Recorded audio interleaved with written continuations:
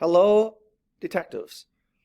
These are some clues to help you solve the mystery of the Snowman Army.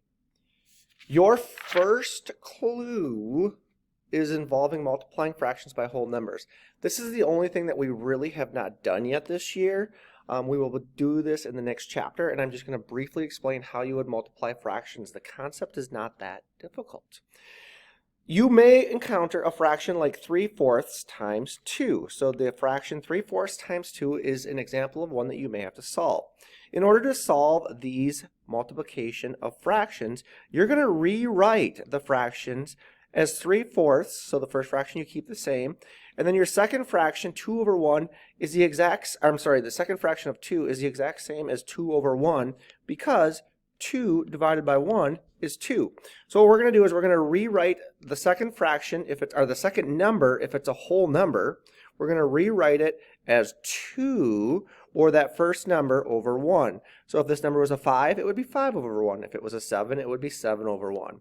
After you rewrite it, the process is fairly simple. You're going to multiply the numerator by the numerator, so in this case 3 times 2, which is 6, and then you're going to multiply the denominator times the denominator, which in this case would be 4 times 1, or 4. Once you get to this, you're going to probably have to convert it into a mixed number.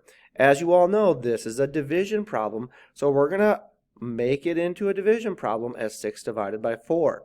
4 goes into 6 one time. 1 times 4 is 4. When I subtract, I get 2. My leftover number, or my remainder, is 2, so I use that as our numerator, and 4 is our denominator. So our final answer, our almost final answer, is 1 2/4. 1 2/4 is reduced to 1 1/2. That is how you multiply a fraction by a whole number.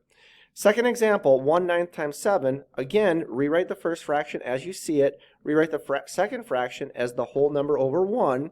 When you multiply them out, if you do not have a numerator bigger than the denominator, this will end up being your final answer. So in this case, there is no chance or no opportunity or no reason to convert it into a mixed number because you can't. So if you have a numerator bigger than the denominator, you're going to want to divide and convert it into a mixed number. Good luck with this clue. The second clue that you need to work on is adding and subtracting money. A couple of hints for you. Number 1, read carefully. These are word problems. Read each problem carefully. Maybe you would want to read each problem twice and then put the problem in your own words along with the person you're working with. Once you've figured out the problem, make sure you stack your numbers and also make sure you pay attention to the operation. Good luck with this skill. Your third clue involves equivalent fractions. A couple of hints for you. Number 1, this is a big one.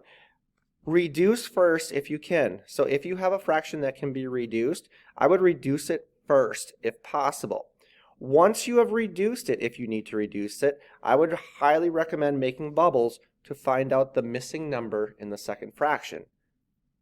Good luck with clue number 3. Clue number 4 is rounding decimals. Just one thing to tell you. Make sure you underline the place value and listen to the boss. Good luck with clue number 4. Clue number 5, and the last, is continuing patterns. As you all know, math is all about numbers and patterns. Figure out the pattern to beat the problem. Figure out the pattern to beat the problem. Good luck with clue number 4.